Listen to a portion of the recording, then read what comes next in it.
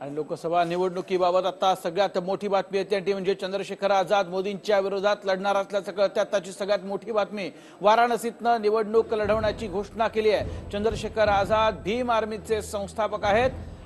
आझाद सध्या मिरजच्या हॉस्पिटलमध्ये आहेत। अखिलेश मायावतींनी मला पाठिंबा द्यावा अशी मागणी त्यांनी केलेली आहे। प्रियंका गांधींनी आज त्यांची भेट घेतली आणि त्याच्यानंतर आपण बघतोय चंद्रशेखर आझाद यांना एकूणच जोश सापडलेला असं म्हणावं लागेल, कारण त्यांनी लगेच घोषणा केली ते आता वाराणसीमधनं नरेंद्र मोदी यांच्या विरोधात लढणार आहेत।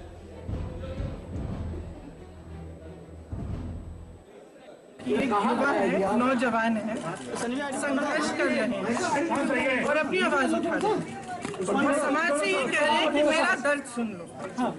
और ये सरकार इतनी अहंकारी बन गई कि एक नौजवान को कुचलना चाहती है, ये आवाज सुनना नहीं चाहती है नौजवानों की। रोजगार तो इन्होंने दिए नहीं, अब जब आवाज ही उठा रहे हैं तो उठाने दीजिए, कुचलने की क्या जरूरत है। क्या चंद्रशेखर नगीना से चुनाव लड़ेंगे कांग्रेस के टिकट पर? लड़ाएगी? कोई ऐसी बात नहीं है, कोई ऐसी बात नहीं है, कोई राजनीतिक बात नहीं है।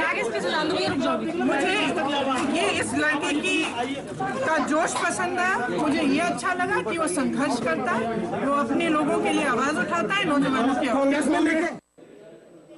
तर आपण बघतोय प्रियंका गांधी वाड्रा या पोहोचल्या तिथं चंद्रशेखर आझाद यांना भेटण्यासाठी।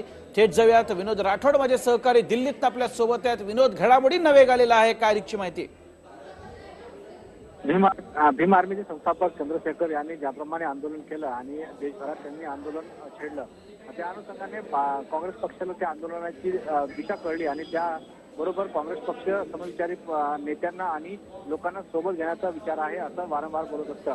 त्या अनुषंगाने काँग्रेस पक्षांकडून चंद्रशेखर यांना उमेदवारी देण्याचंही ठरवलं आहे आणि त्याच अनुषंगाने प्रियंका गांधी यांनी त्यांना ऑफर दिली। आज त्यांची प्रगती बरी नसताना प्रियंका गांधी यांनी त्यांची भेट घेऊन त्यांना लोकसभा निवडणूक लढण्याची बाबतची माहिती दिली आणि त्याबाबत त्यांना विनंती केली आहे। परंतु चंद्रशेखर यांनी थेट पंतप्रधान नरेंद्र मोदी यांच्या विरोधात आपण उमेदवारी द्यावं आणि सर्व पक्षांनी आपल्याला समर्थन करावं असं त्यांनी आवाहन केलं आहे।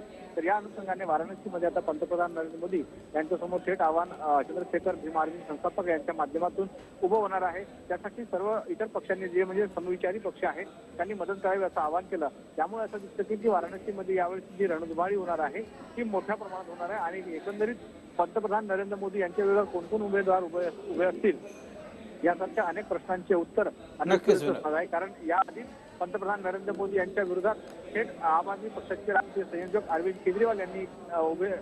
नक्कीच विनोद, तुझा मुद्दा लक्षात आलेला तुर्तास धन्यवाद या सविस्तर माहितीसाठी। हा व्हिडिओ तुम्हाला आवडला असेल तर असे आणखी व्हिडिओ पाहण्यासाठी TV9चं YouTube चॅनल सबस्क्राइब करा, बेल बटन दाबा। ताज्या घडामोडींसाठी लॉग ऑन करा tv9marathi.com।